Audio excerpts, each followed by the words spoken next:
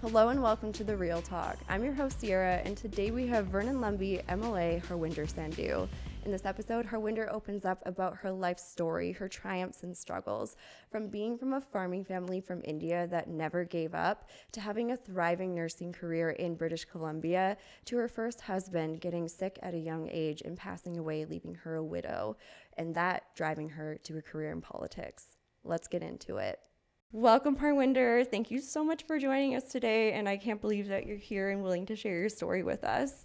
I am thrilled, Sierra. Thank you so much for having me on, and this is fun. I can't wait to talk and share and answer your questions. Yeah, of course. Yeah. Before politics, before nursing, before motherhood, where does your story begin? Yes, my story began in India, a northern part of India, province called Punjab, which is predominantly agriculture sector, and there are other means of economy as well. But I grew up in a family of farmers, which historically, if I go back as far as I want to, my family, what they did was farming. So I was the oldest of three siblings, then my brother and sister, and my parents worked really, really hard, and they did everything they can, like many parents and all parents do, to give us the best life, education, empowerment. Mm-hmm. And then from there, I chose to go to healthcare. I always saw myself choosing something that would care for people, that would give back to the community or society where I will grow and live and fulfill my dreams. I think that stemmed from my parents. They were very generous, very kind, and they always told me that in order to give and share with others, you don't have to have lots.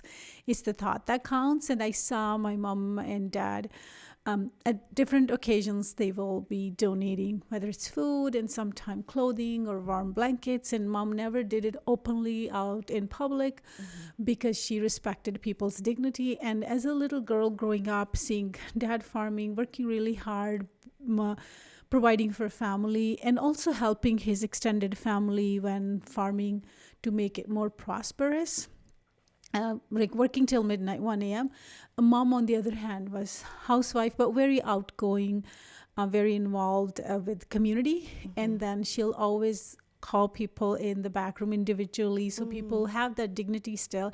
And then I was watching, maybe she didn't notice as a little girl what it meant not to give and share, but to take care that others, when winter is coming or when they're hungry, they have what they need, and not in public to take any credit. Yeah. I thought that was very important. So then I chose to go to healthcare profession. Originally, I wanted to be a doctor. Then as I'm going through my college schooling, I thought if I do nursing, I spend longer time with patients. And then I ended up choosing nursing. And so I was about 21 years old when I came to Canada. Oh, wow. So after I got married to my first and late husband, who was Canadian, grew up in little town Mackenzie in a sawmill worker family. And he's been to India only, I think, 2 times. Was it the second time or third time in his entire life when we met? Really? So oh I'll my be happy gosh. to share that. So that's how I came to Canada. His dad's side family came. His dad's grandpa actually came to Canada when first South Asians were immigrating to Canada. So there is a history about Kamagatammaru ship that was turned away. My late husband's family actually came before that. But one of the brother, his dad's grandpa's brother, was on that ship. So family never even got to see. When they went back, they returned to, it was colonized British Empire, India at that time, because India was colonized for over 200 years. Many people don't know. They were then shot and killed at the Calcutta port. So the family never got to see the body. So there is that part of history attached to my daughters. Actually, their grandpa was telling them the story and that how far family's history and immigration comes here in Canada, and which I didn't know that part, that one of the brother got killed in that ship that everybody talks about. Holy, yeah, that's I mean, it's a lot to take in, but it's so important to talk about too. Absolutely. Yeah, and we shouldn't be hiding any of that information. It needs to be known and talked about. Yeah. Yeah, and I believe it helps us to understand each other better. Recently, there's a significantly rising hatred towards immigrants, and people somehow targeting immigrants from India. And they're forgetting that everybody, no matter where they came from, did their level best to build this country, and we are all immigrants or descendants of immigrants unless we're indigenous. And when we get to talk about history, and we can learn from history so we don't repeat it, and then when we learn from one another more, then people realize, this person, he or she or them, are just a people like myself, and they just want to give back to this country, this beautiful province, and doing their part. That brings us closer. Then ignorance and hatred has no place when we get to know each other more. And we do have more in common than difference, no matter which culture, ethnicity, race, religion, background. So I think it's important to touch base on those untold pieces of history, which many kept in there, hiding for whatever reason, like hiding or maybe seeming of being judged or vulnerable or any other reasons, or even sad. Yeah. No, it's, like I said, it's so important to talk about. And you are right. I think we've all been witnessing this horrible, it is hatred and racism. Openly. My daughters and I can't even read comments. Before, I would try to politely reply and make sure that, and there are people to the extent editing elderly person's pictures, like whether outside Tim Hortons, and saying that they are peeing in public, even though I know in many cultures, including my Punjabi or Indo-Canadian culture, older men, Sikh, they wear like full-on pants because, again, cultural and how you dress up. And then it turned out when the Tim Horton owner restaurant opened up cameras, it was not the truth. He was barely walking, frail elderly men with a cup of coffee and bent to open the door, but the editing was done. And there are organized groups on social media and other intentionally spreading this hatred. And there are so many other examples, but it's heartbreaking to see what have we become. Canada and us Canadians are known to be most loving, kind, accepting, welcoming people, and we are. So few loud voices don't define who we are as Canada. So I think it's important to have these conversations that we are together and we're stronger together, and we're all here to do our let's continue to make this country better and shine on the world stage. Yeah.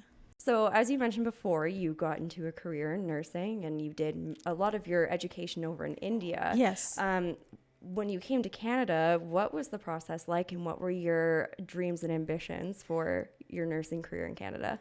Yeah, so when I did my nursing in India, and nursing was all done in English, most of my schooling too, and many people don't realize that people from India, we might have accent because it's not our first language. However, many of us can speak more than 4 or 5 languages, as I can too, proudly. Wow.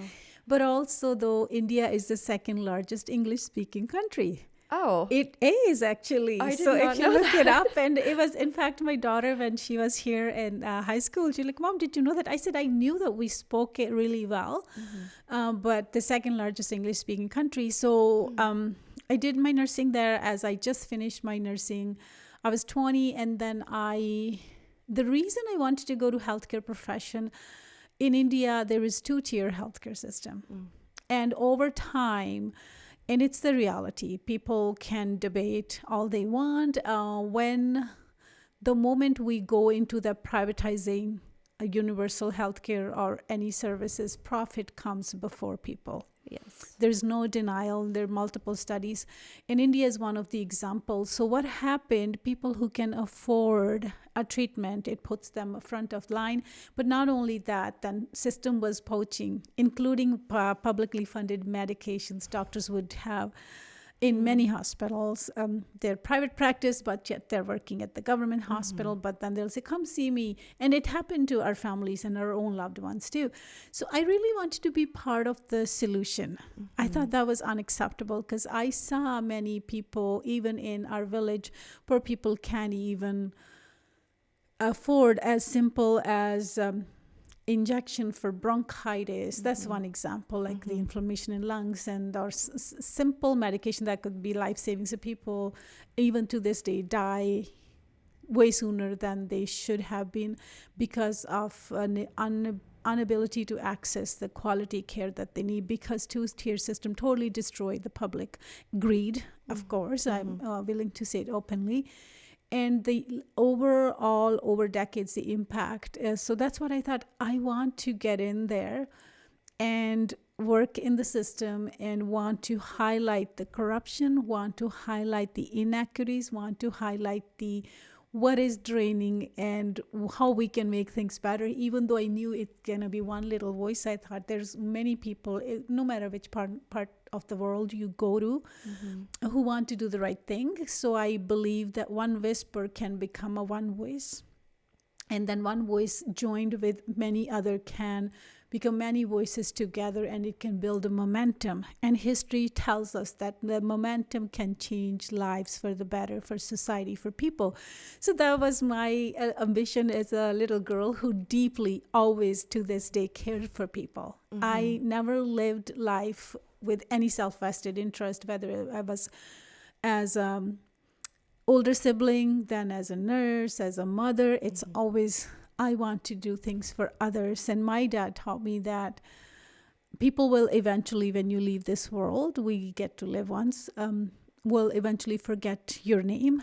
But what will they remember? What you did for them or for the community, and how you made them feel. So that resonated with me really deeply. So I thought, okay, I think healthcare is, I can choose. And so I can help people when they need it the most. I can hold their hands. I can welcome babies when they're coming to the world. And when there are people saying goodbye to this world, I can hold their hand, be there with families. And for myself, being caring and nurturing, this was fitting. So I did my nursing there. It was very nicely done, thorough program. Multiple, like triple times more clinical hours than what we need here to register in Canada, and most provincially provinces and territories. But despite that, I had to go through many hurdles being an internationally educated nurse, passed many exams with distinctions, won several trophies in anatomy, physiology, and many other subjects. And that was really discouraging at times, but I don't give up. So I have navigated myself that system, Canadian system, having to go through the international credential evaluation, despite doing it all in English, passing everything. So it took me 4 to 5 years, and I say many tears, to get to where I was. So I did continuing studies when I came to Canada and BC, navigated. Nobody in the family I came to, they were working in a little town called Mackenzie in sawmills. And in fact, my daughter's grandpa just retired a couple years ago. He was one of the longest serving sawmill millwright. He retired, as he said, 53 plus years. Oh my gosh. So this is how dedicated, when people hate immigrants, or people come from several, and it tends to be depending on the skin color shade, hate becomes more or less. I again want to highlight that how much families are able to give to Canada. So nobody knew how to navigate the medical healthcare system. So I was kind of doing it on my own, but my first and late husband was with me throughout this journey.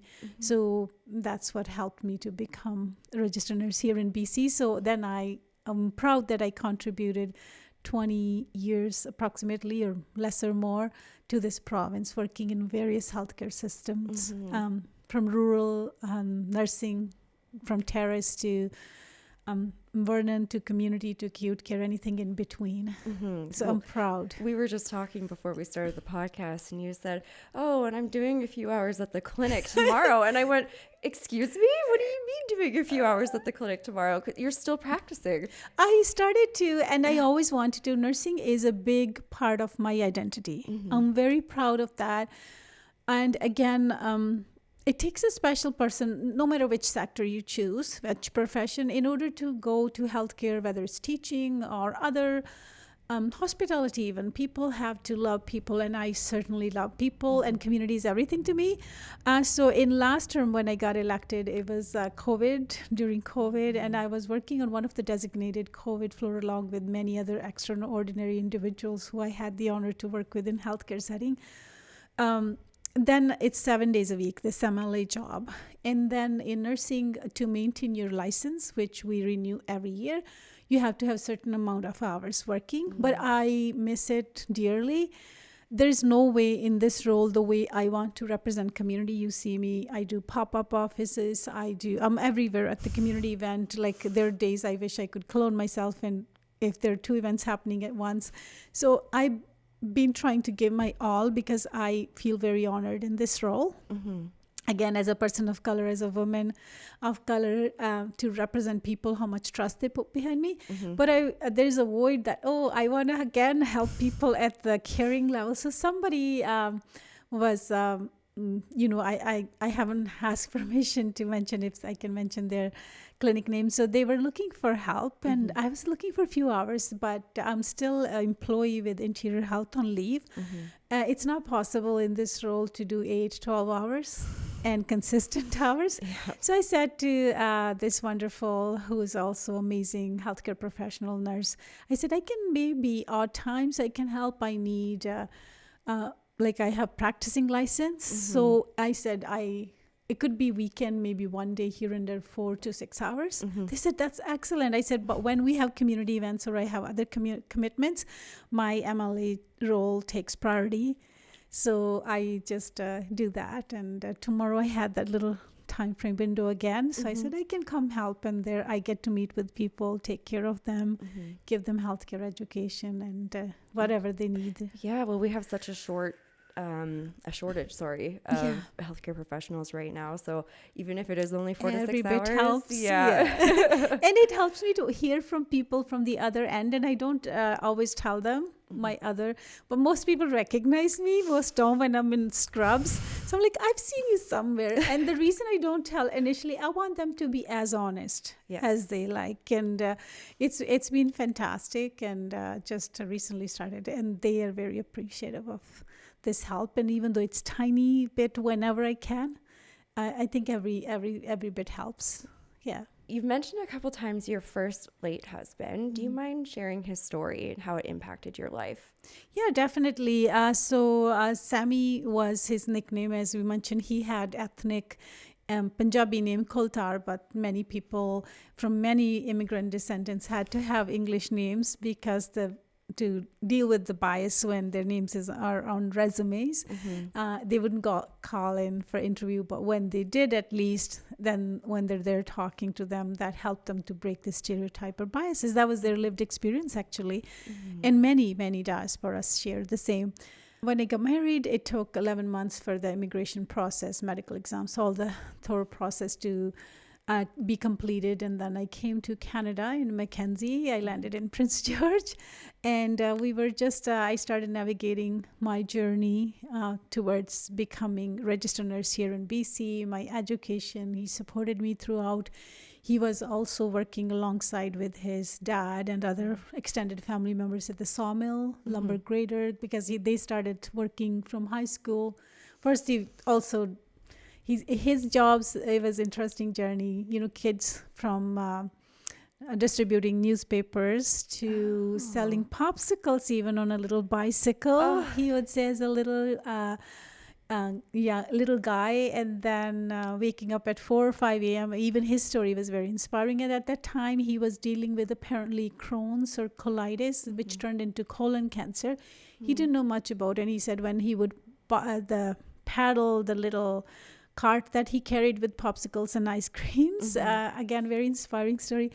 And sometime he'll have a bowel accidents as 8 to 10-year-old. Again, those are rough timelines then he would describe. And then he says sometime mom would get upset, like, what happened? And they didn't know. And parents were working too. So doctors would give them meds, diarrhea to constipation to constipation. So a lack of awareness or lack of resources or diagnosis led this problem into become more serious. So one day, apparently, Then he started working in the mills, from cleanup jobs to then made his way to become a lumber grader. And then he was in IT, in computer technology, but he had to earn some money. Then when I did my nursing and finally started working, I said, now you go to college, you fulfill your dream of becoming a computer tech. He did.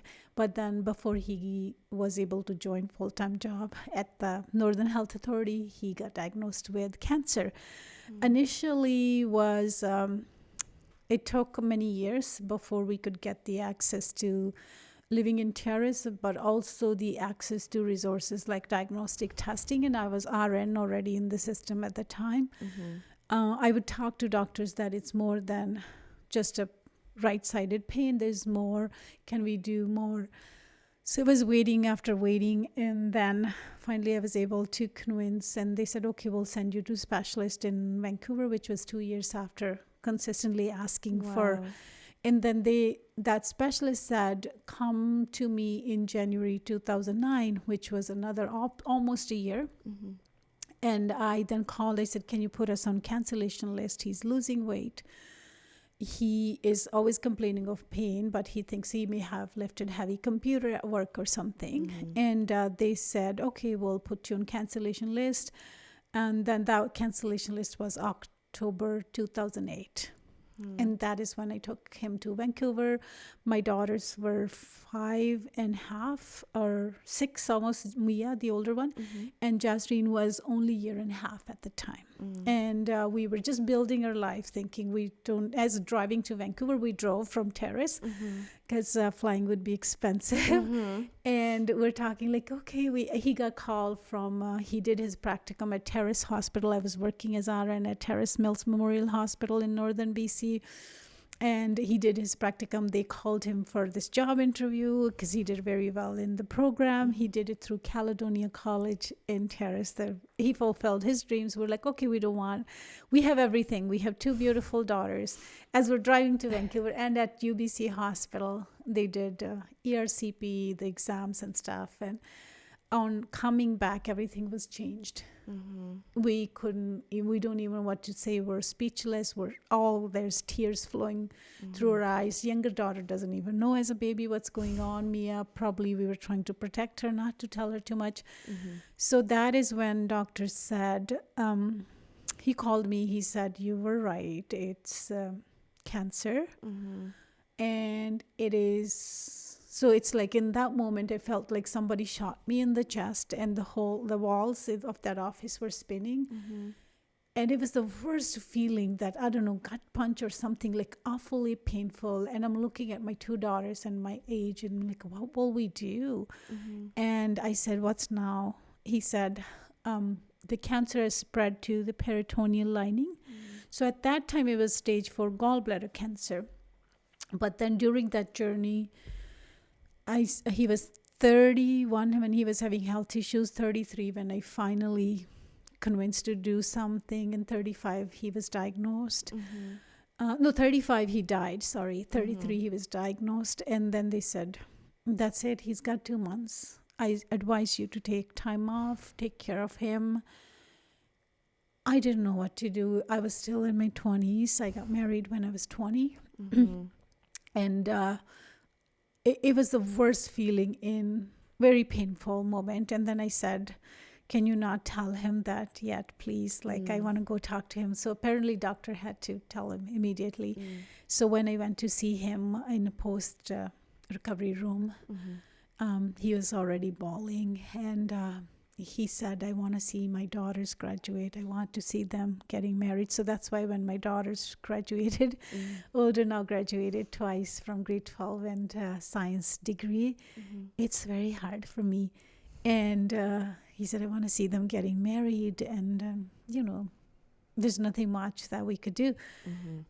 So then he shared that he had growing up colon cancer as well, and he had his large bowel removed and surgeries and internally pouch built. And then we don't know, we never had that time to do thorough conversation with doctors or investigation. Never had. I don't have the answer if that same cancer came back or what was happening. But then our world was turned upside and down, and then I was left to deal with 2 little girls. How do I go back to work? And then there was no investments, zero investment I can say from lived experience in affordable childcare, let alone childcare. It was 6 times more expensive than I'm proud that what we're doing now. Again, it's not very political, but childcare investments are huge. If it wasn't for my mom, who was also widowed, I lost my dad when he was 52 with brain hemorrhage, aneurysm. Mom then came and helped from India, and now she's a Canadian citizen for over almost 20 years. She worked again, coming back in farms, seasonal worker, never sat still. She helped me to raise my daughters when I was at his bedside. So that journey was the very toughest journey, because now I couldn't work. I had to take care of my husband, who is apparently, I'm told, dying with stage 4 cancer. My nurse mind knew the prognosis. I knew the reality, but my wife and my daughter's mom mind was in denial. And I say to any human being facing, it's okay. It's normal. I didn't have the courage to sign the end palliative papers for long. I needed time. And that was the hardest few years of her life. And I think what gave me strength is my daughters, gave me purpose, and community in Terrace were so supportive. People in the hospital, people in the community, they held us all together, like closer, and they were there to support. And so that was financially hard, because now we were a young couple. Silly thing, but I want to share. We bought this new house after saving lots of money, and then you have critical or whatever extra insurance. And we were trying to save every single penny, and I hope people won't judge me and Sammy. We're like, oh, let's cancel this. This is a little less. We're young, we're healthy. So we really, on a mortgage, additional insurance, we didn't even have that. No. So it was, I couldn't sleep at night. I lost a lot of weight. And whenever he was sleeping, saying, I have back pain, and I'm just thinking, oh, is it going to kidneys? It was hard, like a sword hanging on your head all the time, that sentence that you're given the timeline. But he fought with it. I was doing everything I can.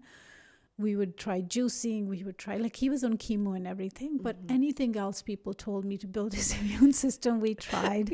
He would quit sugar, like, even though these are not proven studies, but he's like, whatever will help me to build my immune system. And he told me one thing, it's really sad. He said, Harwinder, even if today, and I know many people dealing with cancer and families could relate. He said, even if somebody would say, go drink from toilet, water from toilet, that'll help you, I can do that. He said, this is how badly I want to live, to see my daughters grow, to build this life together. And that is when every day I'm grateful that we get to live another day. There are so many things, yes, people are unhappy about, we're negative. And I think when you see that from that close, not only with him, but the patients whose hands I held, that's when you're more grateful. And that I could never forget. He said, you know what? I want to live a few more days. So that's when you become more... Both of us are like, sorry. No, it's okay. Yeah. And then he passed away in 2010, November. And then I had to go back within 2 weeks of his, to save my line. And for me, never got to fully grieve. And then I would work extended 2 days, 2 nights, and many extra overtime I had to do to continue to build, now that my responsibilities are even doubled. Thank goodness for my mom, I was reassured that mom is taking care of me and Jazreen. And then it was so unbearable that you're smiling in front of your patients, trying not to mix your personal, professional life. You can imagine. Just before I turned 30, I was widowed with 2 daughters and having to make these decisions, and country I've been here for only a decade. And there's a Mills Memorial Hospital now. They have a new hospital. I haven't been visited there, but one day I would like to. So there's a parking lot on the side. So I would come in my car, little Jetta. That was my first car, 2004 Jetta. I would put the windows up and I will let out my scream, Sierra. Like it was so much built. You can imagine within 10 to 12 days, you have to go back to work to provide for the kids and do what you have to do. It was so hard. Like I would scream multiple, because what happened from hospital to my home was only 7 to 8 minutes, less than 10 minutes. So I had to put up that strong face in front of my mom and my daughters. Yeah. And there was times I have no fear to admit. I think it's okay to share. We're human, just like you and I. I'm like, this pain is so unbearable and this life is so hard and unfair. Because it was not only the grieving moment, it was 3 years of journey, battling, seeing him multiple times, chemicals, goods, he's going back for blood transfusion, complications from chemotherapy and such. There were days I thought, oh, what about if I just drove down the ditch and just end this story? And it took me years to share that. And then I would say, oh my goodness, no. You can't do that to your daughters. Cancer took their father away and you can't take their mom. So they gave me inspiration. And I say to people dealing with depressions, suicidal thoughts, that don't let that moment overtake you. If I sadly didn't, again, it's not easy. Story would have been different. And it gives me shivers to think if I would have taken that scary step, which in the moment felt right thing, or maybe hide pain or whatever we're trying to deal with. Well, where would my daughters be? They may end up where many others are, like people judge homeless people judge people with addictions. Who knows what is their journey? So I started to share this journey a couple years ago when we were at the Ride Don't Hide. I took many counseling sessions, more than 26. Catherine was amazing counselor in Terrace. Wow. Dr. Peter Muser was psychologist, and it's okay. So I want to share with everyone that reach out for help. And if I wouldn't have done that, I wouldn't be here. So I'm not afraid of anymore, afraid of being judged.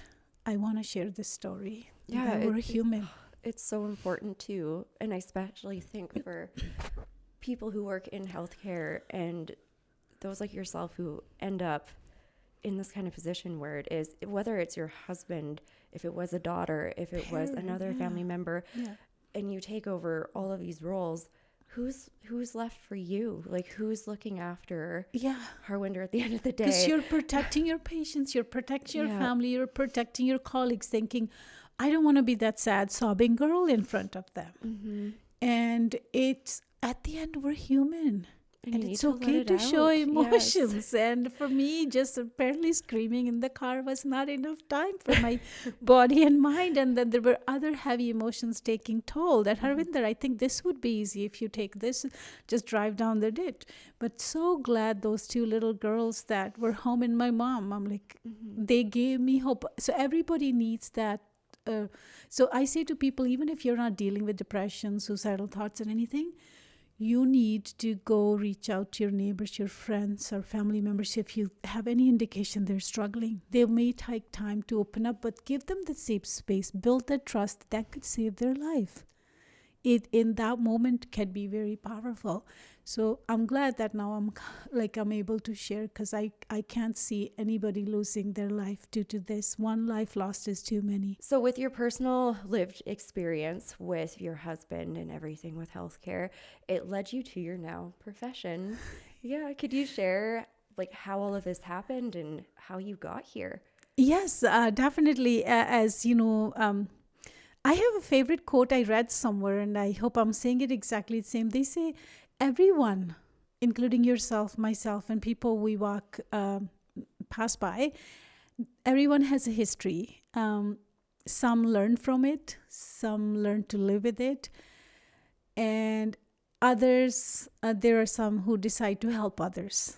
And of course, I had to learn from it, live with it. And then I thought it was time to use that to help others. And as much as, like many people in Canada and BC, British Columbia, I'm happy where I am with my profession. I love my job. I love people I take care of. Politics is nothing to do with politics. Until then, I started looking at policy and decision making. I realized that those experiences I mentioned, from having timely access to diagnostic tests and life-saving treatment and others, my late husband's journey, then for me not having to able to find affordable childcare, the affordability issues, there's not much unless your friends like my healthcare workers will collect money through our grocery carts, Easter, Christmas time.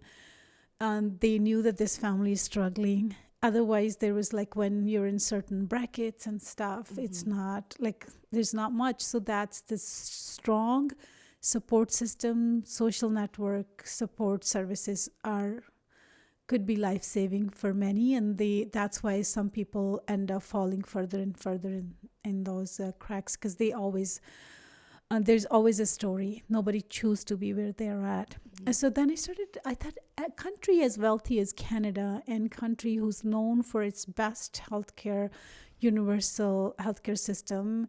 And let's be honest, yes, there are problems, but if you compare with others, or even with United States or many other, we are far better. But together we need to find ways to strengthen the system that set this country apart from many nations around the world, including the one I come from. Then I started taking interest. Then I started learning about Tommy Douglas in 1960s, who was the NDP leader and I think Premier of Saskatchewan, who he fought, who believed in universal healthcare. And his vision was head to toe, from glasses to dental. Now I know we're getting there.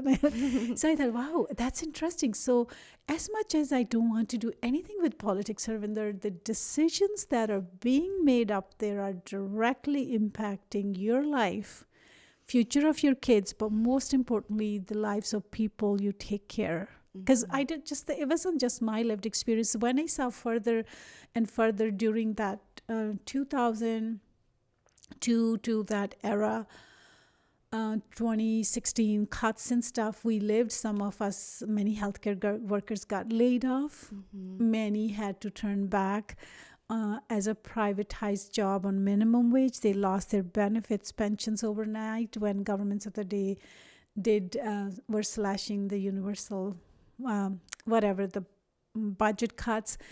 To me, many may argue that it's saving the money. No, it's not. It's illusion that's being created for us as voters that, we are, by cutting services who people's life depend on. And right now you can see that if we sold the lands for hospitals, we fired thousands of healthcare workers, and then some had to come back on much lower wages. They left the profession. It is the start of destruction. And now to fix that, we end up spending way more, and we're not even where we need to. So proactive measures save lives. They save money and resources in the long run. It's investment. It's not spending. It's investment in people who are building our economy that we care about. So then I thought, my goodness, so how can I make my voice heard from healthcare perspective, from a mom of two little girls, and accessing the services, and then people who I take care of in 12, 13 hours, their days, 16 hours, and many my coworkers in healthcare, they're falling through those cracks. They're being created by so-called money-saving measures or whatever they want to call it. So that's when I started becoming vocal, involved in community, volunteering with many organizations, then knocking on MP MLA's door saying, hey, let's have a conversation. There are some issues like education, healthcare, some services people, seniors are like, you shouldn't touch. There are other measures we can take. Nobody was listening. And then I remember my dad, when I was little, he will say, or young, he said, either you sit down in a break room and complain, or either you get up or do something about it. So dad even wasn't alive anymore at that time. I remembered his words. I'm like, you know what? I think it's time that we have different perspective with lived experiences, zero self-vested interest. Let's be honest, in Canada, in this province and around the world, for way too long, we had elites out of touch. People who had pretty much everything, majority, were making decisions on our behalf. And we were the taxpayers. Our voices weren't getting heard, and when we needed the services. And that's why still there are gaps. That's always my goal, to make sure that those gaps are filled, the people's needs are met. So people then said, oh, like you running for politics. People in healthcare said, you should run.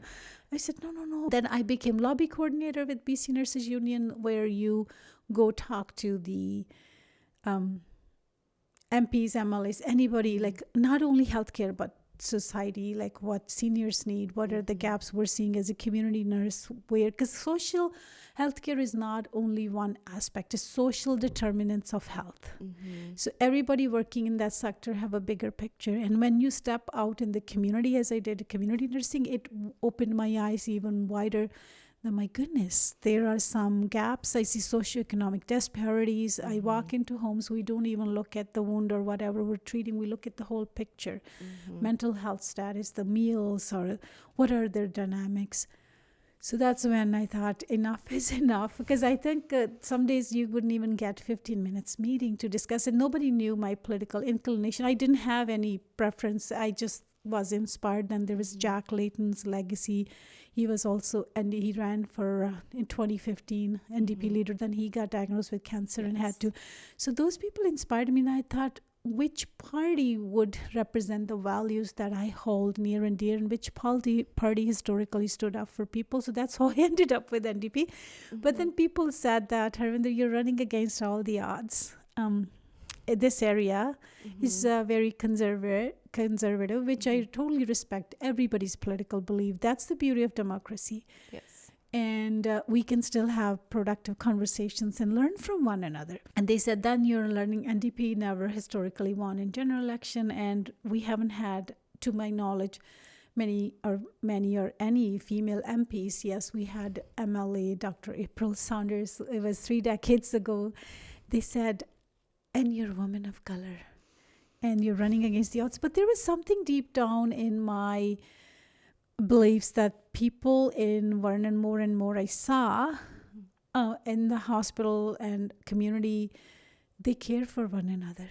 I thought they just need to know that caring for one another is not a bad idea. It's the message that was instilled in their mind that somehow taking care of people and services is bad for economy. I wanted to share the message and many examples, how we cannot have thriving economy without the healthier society. It is the society who builds this economy. So people eventually heard that message, and I believe in positive politics, and I don't believe in character assassination, mudslinging politics. I believe in healthier, productive discussions that you tell me. And when people say at the doorsteps, oh, I'm conservative, I love what you're doing, but I won't be. I stand there. I don't bash other candidates or any parties or leaders. I say, for my feedback, may I know what is it that's, so I can learn. And then I can share where I stand. So I think it's okay. And it's sad that nowadays people are too afraid to either have those different political discussions or even other beliefs. But we should continue to have those conversations. So that's what started my journey. I thought I can apply the quote that I took, that either you use it to help others. It was not an easy journey, which we will discuss further, but I believed in people. I believed that people were ready. They just need to listen to this untwisted, unbiased message that where every party has to offer something. And for me, I'm not after anybody. I'm here for people.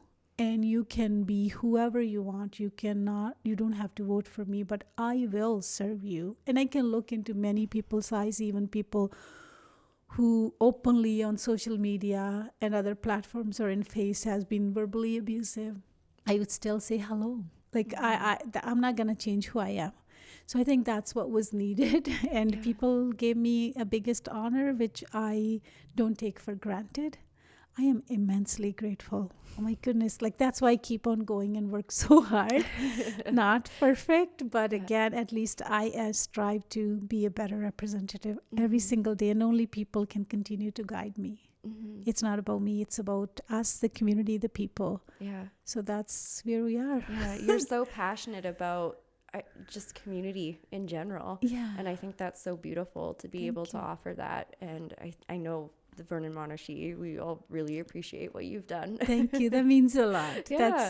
That's yesterday I came back from Victoria after a week of work. Yeah. And the lady in the ferry, Audrey was his name, she started talking to me and she said, "Oh, are you going back to Vernon?" And I'm like, "Oh, yes." And I seen her somewhere. And then she told me she's from Vernon, and she saw me throughout my community outreach events and how I'm always there. And she said, "I just want to let you know, I didn't want to interrupt your moment because it's your personal moment, but you're doing a great job." Those moments mean the world to me. And then we exchanged hugs. So it is like, oh my God, like, yes, it's a challenging role for women with progressive values and historically different political inclinations. But there are people who remind you that, oh, like it was, I was smiling throughout my entire trip back to Vernon. So those things means a lot. Yeah. Those are small moments, but very impactful and powerful. So how did your political journey actually begin, and what was your experience like?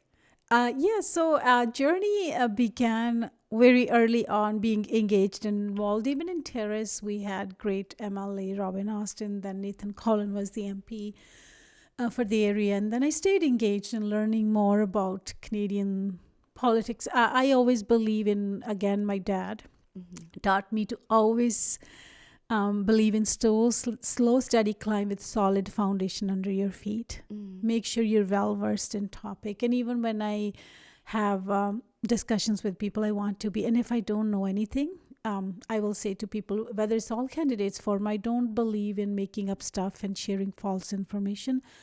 I will say, sorry, I'll get back to you on that. Because that's huge. Integrity, honesty, truth, transparency is huge part of my identity. And I don't want to lose that during this journey. So what happens in a sea of misinformation, disinformation, we need to share factual information. And it's okay to take accountability if something I did wrong. And we do it in healthcare all the time. And it's okay to appreciate if something is being done right, whether it's even people who you don't support or believe in. So in 2017, when I knew enough about community and the issues that matter to people, I ran for nomination for the NDP, BC NDP, in Vernon, Monashi.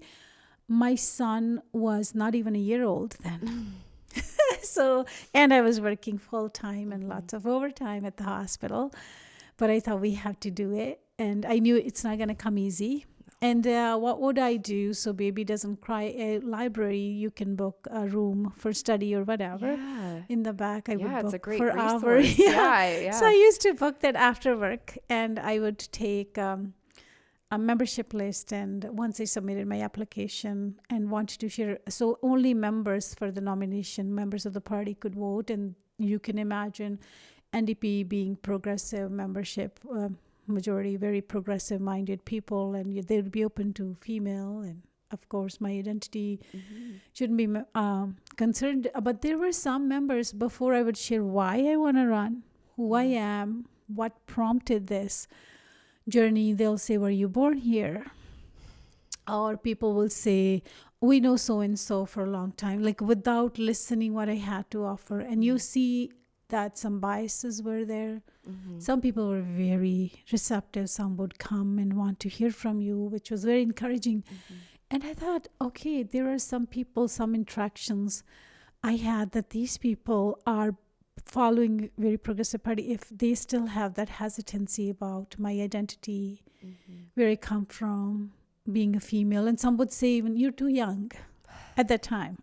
I think it was said more than once. Because some words does get embedded. It does. So I don't use it to discourage me, but where I am to encourage my journey, that how far we came.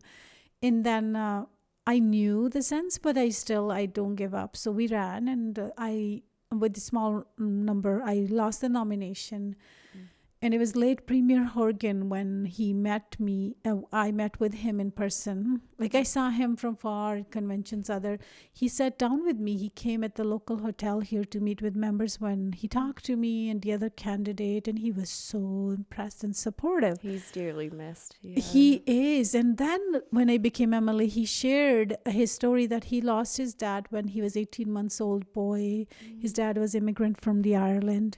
His mom raised him and his siblings, and he said he had strong confidence and a respect for strong women.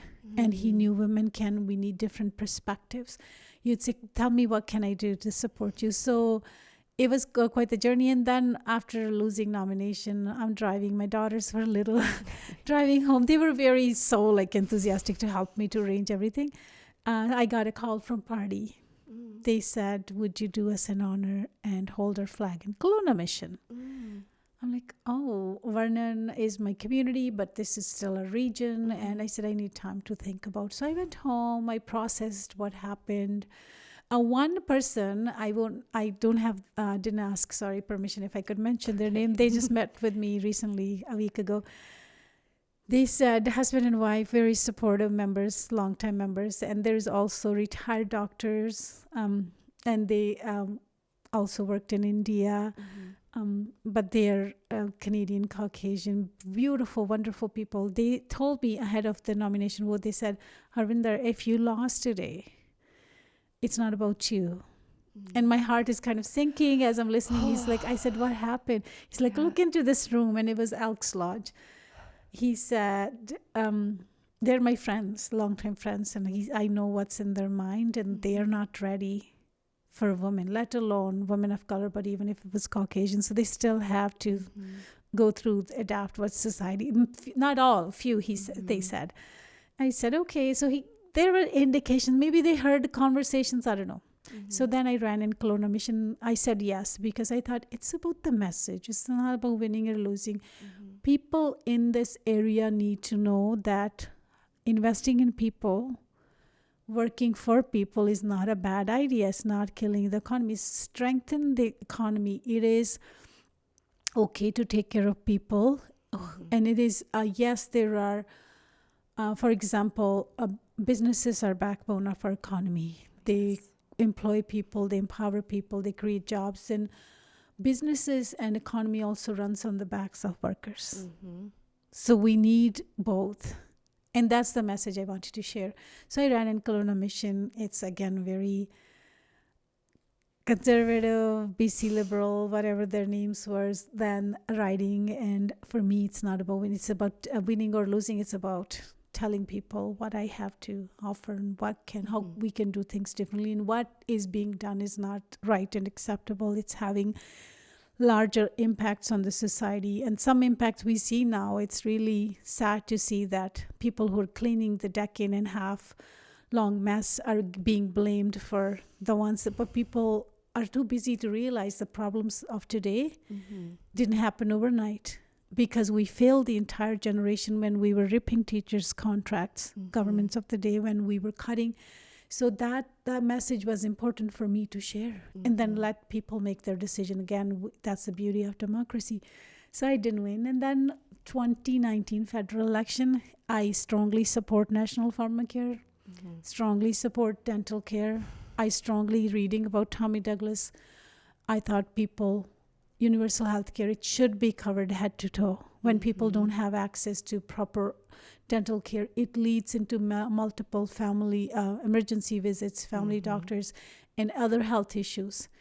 And people with different beliefs may not believe, but it does save money, but most importantly, better outcome for people who should be the right, left, and center of everything we do. So that's why I thought, okay, I can share what I see, and I will run federally, knowing that it's very tough gig. But for me, it's not about me, it's about people. People need to know how we can do things differently. And even despite our political beliefs, we can come together to work, and how we can bring positive politics. Moving away from mudslinging, always blame gaming, pointing fingers but not offering any solution. So I wanted to bring this different vibe to. So we we ran and we didn't succeed, of course. 2020, I was working along with another incredible healthcare team at the Vernon Hospital, and then Premier Horgan.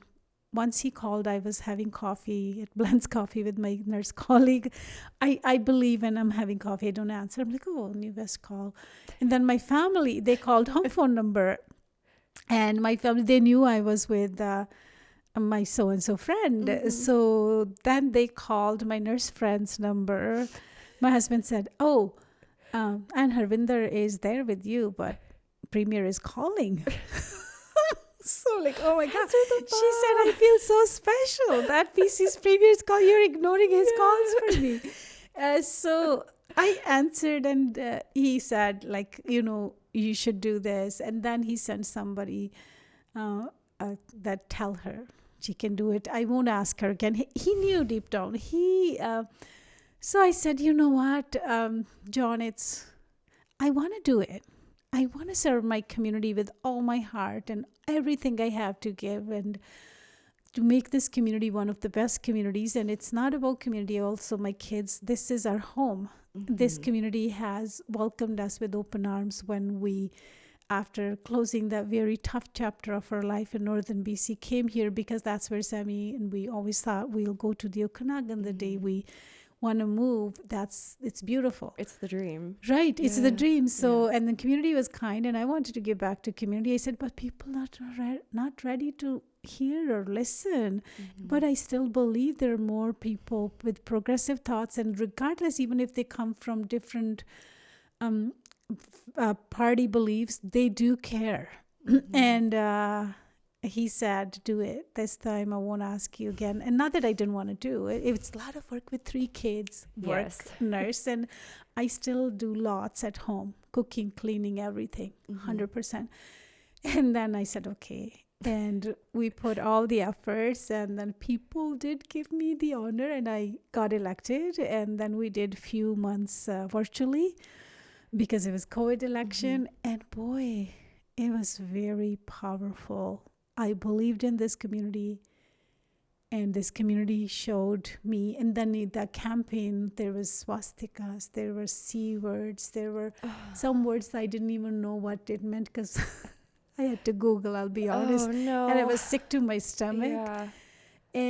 But then I still kept believing in people, the broader of us as Canadians, as Vernonites, as people from Lumby. I go there, like more than half of my executive team member on NDP and local executive team are from Lumby, because people say you won't be welcome there. Maybe people in Vernon. I'm like, no. I see good in people. Yes. There's more good. And my mom says there is still more good, way more good in the world than bad. That's why world is standing strong. And then rest, I'll touch base. What was it like to walk in the legislature? It was powerful. And the day I got elected, despite facing openly racism, under my interviews on YouTube channels, maybe some comments you can still see, send them back, here we go, calling my ethnicity, identity, corrupt, all these things. But it doesn't impact me. I have thick skin and I'm none of that. How could somebody define me without having to sit down with me for 5 minutes? So I'm not even angry at those people. I pray for them. I wish them well. And I say one day, hopefully their heart will be enlightened with peace and love. They might be hurting inside. So I feel for them. I never get angry at people, to be honest. So when we won, I was at home. The day we had to wait for 8,800 mail-in ballots to be counted. But the election night, we're going up and down, up and down. So for me, I'm like, it's COVID. We're not going to have election party. Everybody's going to watch. We decided among our team. I've been busy campaigning, busy working. So what I was doing, TV was on in my living room. I started getting up. I'm like, you know what? Harwinder, and being a nurse, I can't sit still. Farmer and a nurse. I am go-getter. So for me, sitting on the couch after busy, I'm like, it's something, I need to do something. So I started cleaning my washrooms, tiles and stuff, and I'm cleaning sinks and stuff. I'm like, okay, let's do these chores and let the election, whatever the results will be. Still believing in people. my phone is going ting, ting, ting, ting. I'm like, what's happening?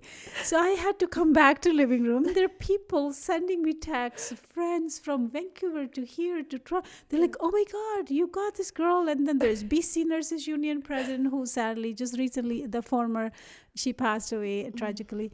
She's like, oh, look, Keith Baldry, Richard Justman are tweeting this, that it'll be. So I'm like, wow. And I'm like, oh, maybe I go back to the living room. So, of course, the election result closed and we're like this close, like after going up and down. Yeah. Then there were several days. And as, again, I'm cooking, cleaning, Premier Horgan called the very next day when the official election results. And he said, I want you to get that one vote. Well done, Harwinder, I believed. I'm like, Premier, I did whatever I could. It's up to the people. I said, it's sealed in those ballots. He's like, I knew you could do it. And he's like, now we're sitting at the edge of the couch. And so fast forward, the day November 8 came. It's my daughter's birthday, Jasreen, who's my middle daughter. Mm-hmm. And there is a story, like her dad passed away on 6 November. Mm. He ordered her a Dora cake with her name, happy birthday, Jas. Like he would go above and beyond every time. Whether it's school supply, printing labels for their pencil box till 1 a.m., like with princesses, whatever girls loved, right? Yeah.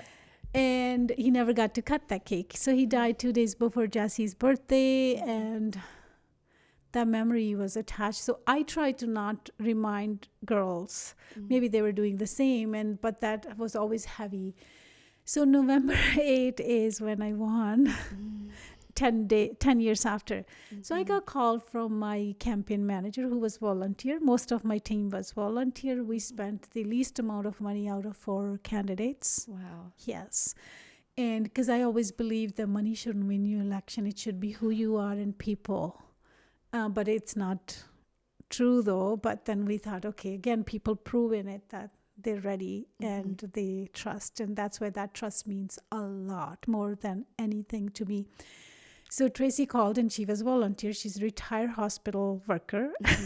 So she's like, hey, we're winning as they're counting the mail. My daughters were also volunteer. Like we could get everywhere. We didn't have paid volunteers or anything at the time.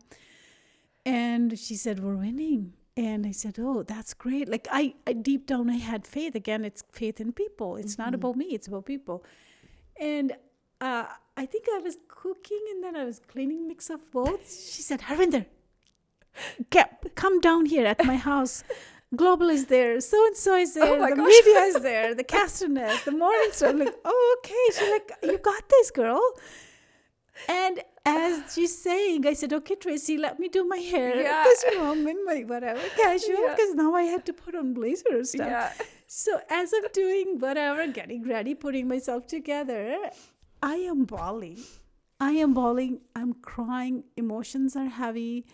I'm thinking about little girl born and raised in family, and childhood was full of struggle. My dad lost his parents when he was little, mom when he was little, dad when he was.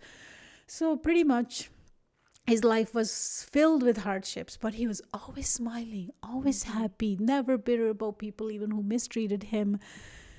And I'm thinking where I was born, where I came, losses in my life, my journey in Canada, Canadian people holding my daughter's hands together. So there was like so many emotions and I'm just bawling. So I had to put calming music on my phone. Yes. Calming, but yet filled with gratitude. Some Punjabi music, some English. I was changing back and forth. Like it's just filled the singing about gratitude to people around me. To calm myself. And then I was thinking, oh my God, Harwinder, 10 years ago, you could have taken drastic steps as we discussed in earlier. And look, exactly a decade after, it's your daughter's birthday. And aren't you glad you didn't take that step that you were thinking? And that's why I could not explain the sea of emotions. So then I had to calm that down, doing my hair and being immensely grateful to people of Vernon, Monashi, now Vernon, Lumby, and which I am to this day, Sierra, even waking up every day, including today. oh boy, like what good deed have I done that these wonderful, beautiful, amazing people gave me this honor? So nobody with privileges would understand. I can say you. So I went, I did the interviews. My daughters are with me, my family's with me. And I'm like, wow. And that's overflowing gratitude. Okay, we started the journey. I'm pinching myself. And truly, I called our former MLA. We had good exchange. I thanked him for his service, called the, other candidates. So some answered, some didn't, because they were busy probably, because it's exhausting journey. It takes a lot to run for election. And then fast forward, I got sworn in virtually, but no, March 8 was International Women's Day, 2021, when I walked to the legislature with my proper blazer shoes on. I looked at that building. Again, sorry, I'm a very emotional person because I deeply care about people, and I've gone through so much. And I think that's okay. That's what makes us human. So I hold my bag, laptop bag. I'm looking at this building, same emotions. My dad, I'm like, I wish they were here. And I'm crying. I'm like this little girl growing up with not much and working hard, and people who trusted me. Like mostly I'm being grateful to everybody, whether they voted for me or not. In Vernon, Lumby, people who worked on my campaign, all volunteered.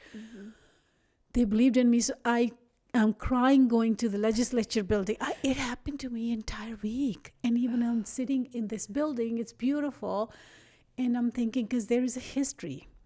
People of color weren't even allowed to enter into that building for way too long. And let alone be on the grass area. So that gratitude, I'm like, wow, it wouldn't have been possible. I didn't do it, it's people.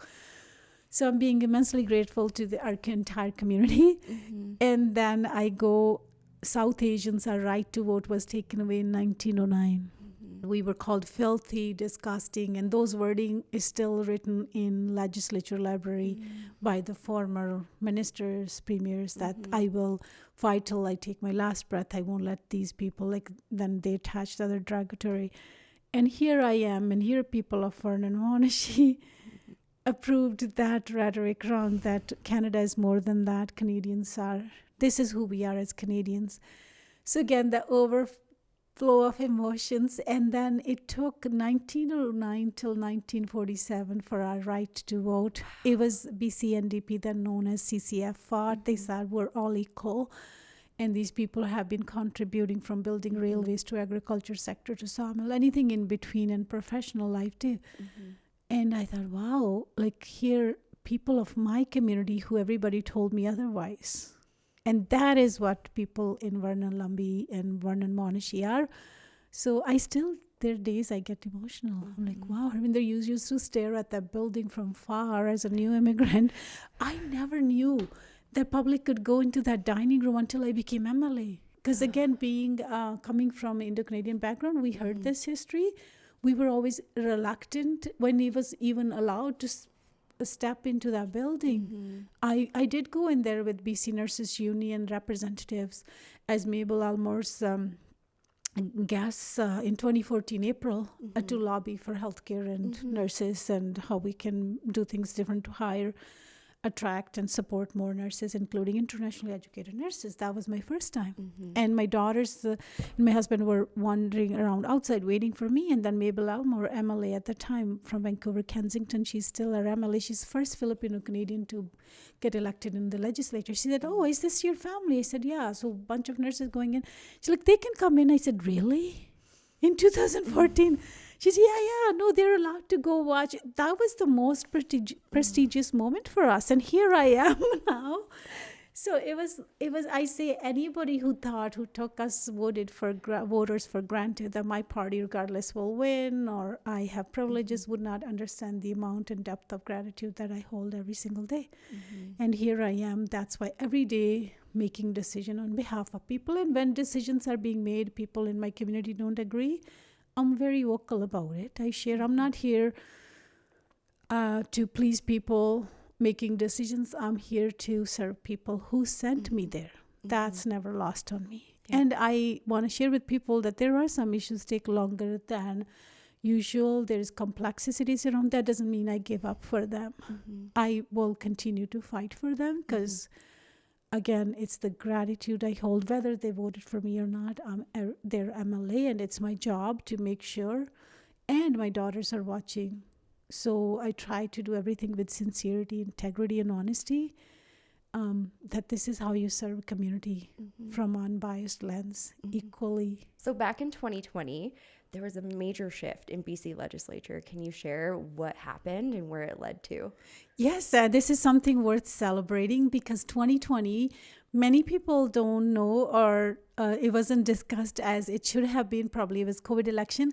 BC made a history by electing the most number of female MLAs in the legislature, and more than 50% were with BC NDP. 53% ran, 51%, more than 51, and even 51% made it to the cabinet. Wow. And majority, like we had members living with disabilities, members from 2S LGBTQ plus IA community, members with lived experiences from millwrights to firefighter, first firefighter Mike Starchuk from Cloverdale 1, 2 nurses, Susie Chant and myself from on the government side. After decades, perhaps, we tried to look back, both of us, when was the last time nurses were in the legislature, teachers, social workers, you name it. Like, it looked like this is what BC is. And we worked together harmoniously, very uplifting. And everybody's story, even to this date, even 2024 caucus, they are so inspiring stories, and how their struggles, made them to fight for people. And that is what makes strong democracies. That's what can help to restore our trust, which is lost in politics and politicians. And I was at that point too. And when I was making this decision, and my daughter, who was in grade 10, then older daughter, I said, I want to run. But healthcare professionals, when it comes to trust, they're up there. But politicians are there. I have many desires to do things differently for the community, being there for community, advocating really hard to get what we need.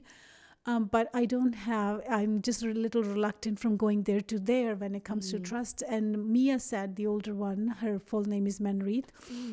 She said, Mom, that's why you should do it then. And here we're driving back from school.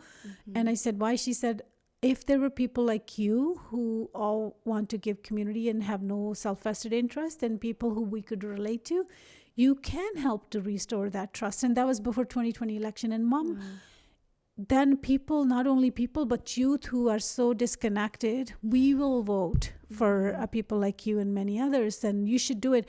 That is the day when I came home and completed my half-filled application for the nomination. So 2024, fast forward, we have more than 60% women got elected. Again, this is worth celebrating, and people may have different opinions, but fair representation, equal representation matters when we have people from all races, religions, backgrounds, ethnicities, sexual orientation. We come together and we can only make fair decisions, and then we bring different perspectives which help to shape. And some of the strongest democracies in the history are the most diverse democracies. Once again, rhetoric filled with hatred, ignorance can say otherwise, but even those very people, when they'll sit together, when we know about one another, we will realize we have more in common than different. Let's work together, because inclusive, just societies are the safest, most productive, and the best societies for us, for our kids, for our future generations. We're human. Take off this skin shell. We're all one inside. And every religion that I try to educate myself to, they teach to love unconditionally. I don't know where this hatred, hate people for their being who they are, came from, but no religion or God teaches. And even people who are atheists, we care for one another. And biggest religion is humanity, and then we follow, which we're free to follow whoever we want. So I think it's huge that now we have people with different perspectives. It's not about men and women. I think it's about having fair representation and different lenses. As I said, I have multiple hats: mom hat, chores hat, cleaning the bathroom, all that, taking care of people. But again, mother, like who's having to, sending my son to school bus and all. It's about women are built to bring the caring, nurturing lens. And even men in our caucus they're very supportive and proud. So again, it's let's stop seeing us versus them and let's work together collaboratively, complementing each other. And for me, if anybody's listening saying, oh, she's very thrilled about being women have gone through lots. We didn't have the authority to even get a loan, or we had to have somebody to sign the bank documents. There's like, whether you're Caucasian, Asian, or Black, or any woman, and women didn't have right to vote for a long time. So for me, it was my dad who always was very feminist, inspired that and instilled that confidence in me. So I think once we stop seeing us versus them, and majority it comes from the privileged lens. We're here to help one another, and let's continue to make this country, this province, this community better by working together across the party lines. And I'm very proud to be part of that very diverse caucus.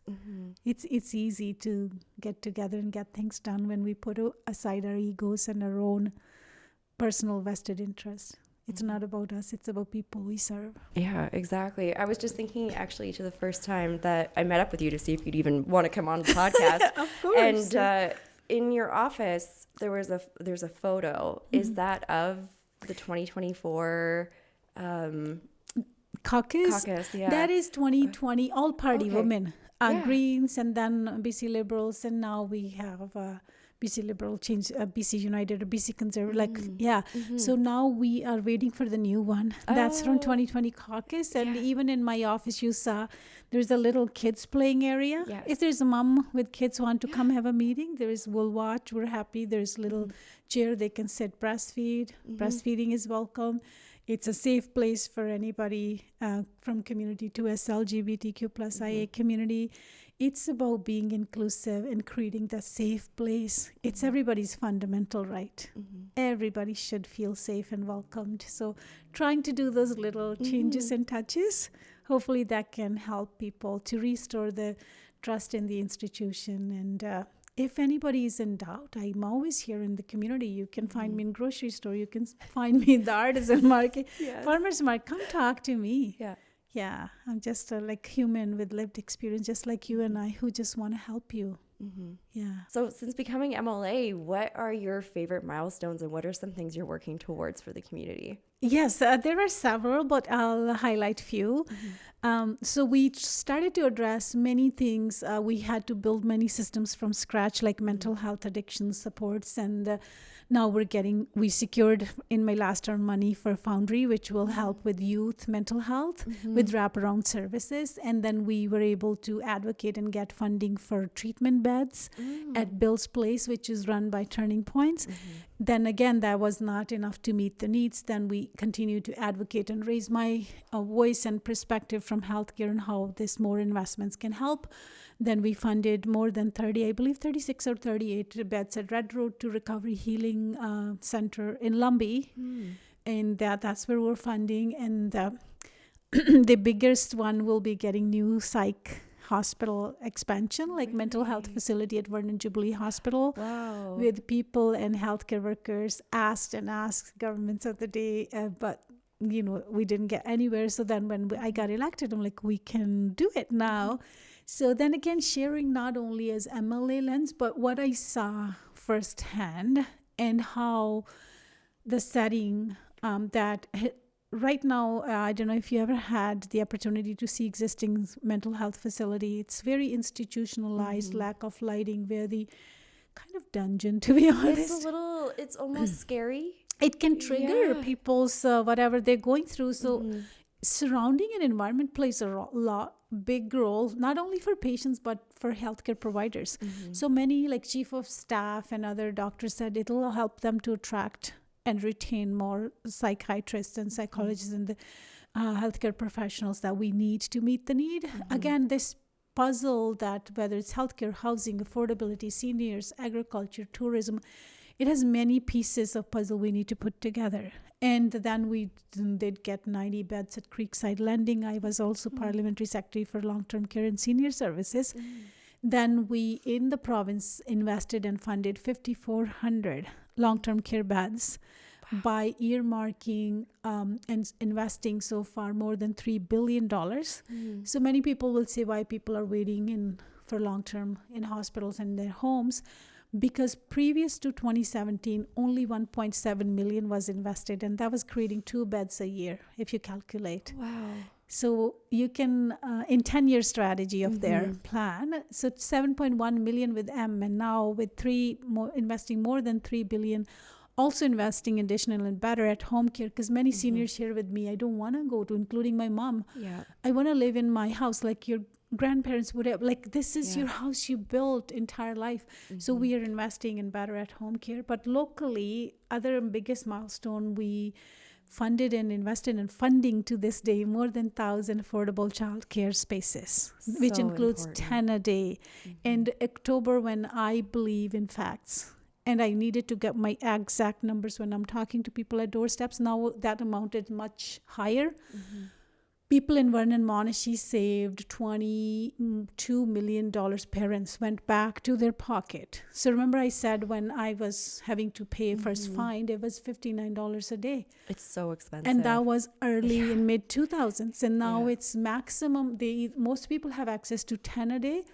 If as we're working to build more, maximum is $16 some cents. Wow. And there are many, many, many stories I hear from teachers, nurses, from other people working in construction and other hospitality, you name it. They say, we're both working now. So those parents are now generating, helping in the economy, and people are saving. And then how did that include? We're supporting family care providers, we're supporting private childcare providers. We built 2 brand new childcare centers, and these are not investments. These are ribbon cut programs that are already taking care of kids. And one will be opening, 2 in Vernon, one will be opening in Lumby. Oh, great. One with 86 childcare spaces right by the Coldstream City Hall. We also funded that hall. It's a beautiful hall. I was just there a few weeks ago. So I had the honor to do the ribbon cutting as well. So I was able, like Silver Star, multi-use path, accessible parks, protecting watersheds, getting 15 million money for Aberdeen Plateau. So if you notice, fingers crossed, last year was better for fires because that work for fire mitigation is happening all year long, and it's created jobs. And it's protecting our watersheds. There are so many, like we do Friday updates, like I can highlight, but some of the other thing I'm proud of, the first ever student housing in Vernon's history, the big building at the Okanagan College, 101 affordable student housing, which never existing. It takes pressure off. And when it comes to affordable housing, we've invested more than including student housing and housing in Lumby, more than 1,100 affordable housing units in our 5-6 years. Mayor of Vernon and Minister Anderson, we were hiking. We are not like sit at the table, kind of we go out and in the community show ministers. I brought the entire government's ministers here. That's goal to show them. So when I'm talking in Victoria, they can picture what I'm asking for. It's been very successful strategy. So Mayor was saying that in 100 years, Vernon saw 500 affordable housing units built in 100 years. In previous 16 or many decades, only 120. But since we formed a government and I became MLA and since we formed the government, we've built more than 700 housing units in only 6 years. Wow. And even that's not meeting the needs. I know, yeah. But again, because we have a lot to catching up to do. So I'm very proud of and will continue to advocating for transition housing for women. There's more work advocating on the federal land, D&D ground. Again, those are not announced yet, but you continue to make things, highlight your community. I highlight local businesses, individuals, anything. If you see my speeches, it's all about community. So people in the house from all parties know why it's important to invest in our community.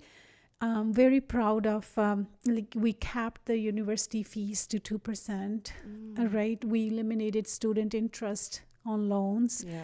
And there's so many things that people talk about affordability. We got rid of MSP premiums, which was huge, and huge reductions to ICBC rates by 42%. And then for seniors, we doubled the senior supplement. Again, it's not enough, but again, we had to start somewhere. Then we doubled the SAFE rates, the senior rental assistance program, 3 times. And there is a rental assistance, other RAP program. We also increased the income threshold. So there's so much that I was able to highlight at the government level. We got Lumby, nurse practitioner for Lumby when I was new MLA, which people love. We got 24/7 paramedic station with 8 FTEs under Alpha model supporting rural communities. So people, when they call or need ambulance, it's right there available. And we got the crisis response team with RCMP. Now the nurse goes when there's mental health crisis. So that was given to us 3-4 years ago.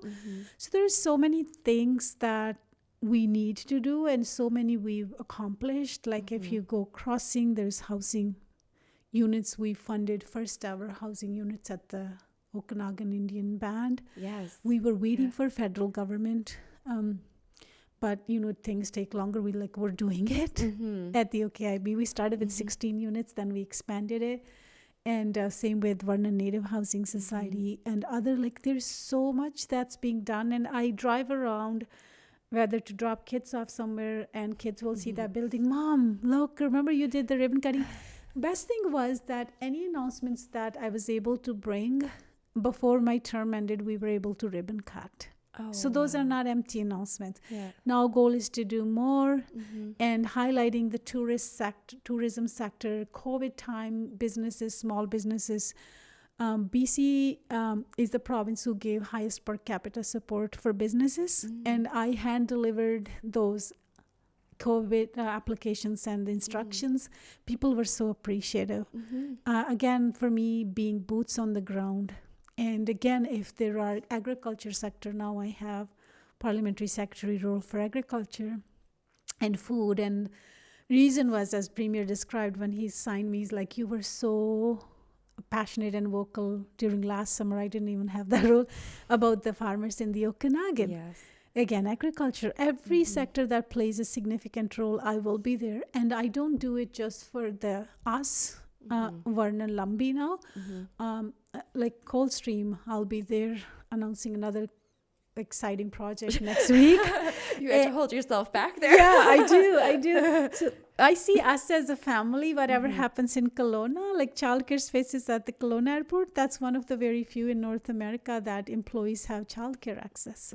Tiny houses in Kelowna. So, and college student housing, more 350, close to 350 at Kelowna campus, 101 at Penticton, 60 in Salmon Arms. So those are the things I'm very proud that we don't just see us versus them again. It's one community. Kids from Vernon will go to Okanagan College, UBC, student housing, and then opened up cancer care clinic center, community center in Penticton. Again, people, we all are intertwined. So I've been proud with my amazing team to highlight the concerns of people who were elected to serve, but also the region. When people come to me as a government MLA, I'm always here to support, because I want to utilize every single second of this amazing opportunity and honor that people have given me, because I don't take it for granted. No. And I am very grateful. So no matter what, I say to my daughters sometimes, so you may not have solution for every problem, but as long as you're persistent and sincere and honest,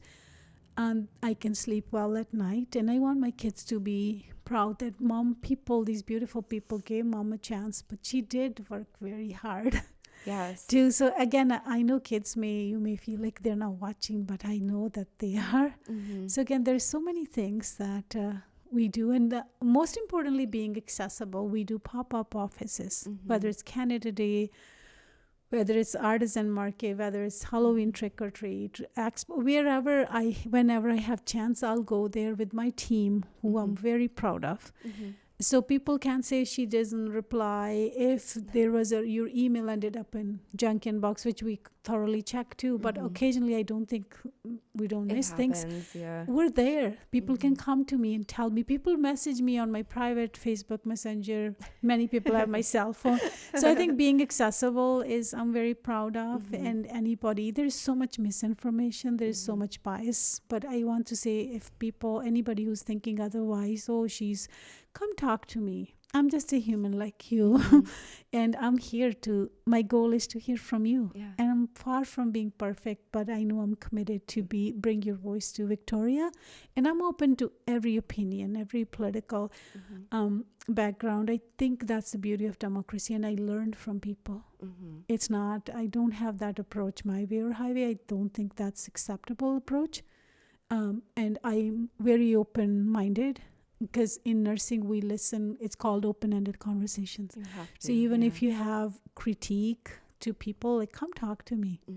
I want to learn. And that's why I don't tell many people out and about I'm MLA, because I want that very honest opinion. Yes. Yeah, so I would say it's an honor. And to anybody, whether young person thinking to run, don't let others define what your abilities are. Put your heart, as long as you have the desire to do anything, you set your mind, work hard, and never forget our roots and where we come from. Stay humble. And no matter how far we go, don't forget the people who support you in one way or another, or people you greet. As I said, everybody has a story.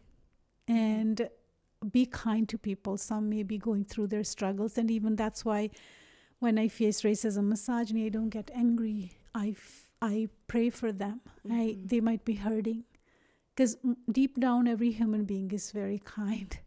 There's always good in, and it's just that there are situations around. And nowadays, the sound waves are so overtaken to the extent of brainwashing the algorithms with so much negativity. Let's be the light in that dark. And we don't have to be extraordinary. We can be just person like you and I and do our part. And every little light, many lights can make the world a brighter place. So, yeah. So we have reached the end of today's interview. And the last question is, if our listeners could take away one thing from today's talk, what would it be?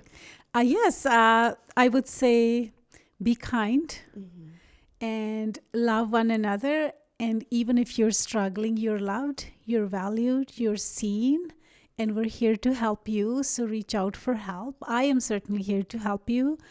And no matter what, channel your energy from the positive. That's what helped me to get through the most difficult times in my life, and still to day. There is more beauty in the world. Don't let one-sided narrative, and mostly, to be honest, because it's a real talk, propaganda-filled narrative. Always seek out the source of information you're consuming, because people with self-vested interest and their own hidden agenda are after you. They want to emotionally, play that to get your different opinions. So what happens when we listen to so much negativity? There's 95% positive happening around us. We miss that, and we get to live once.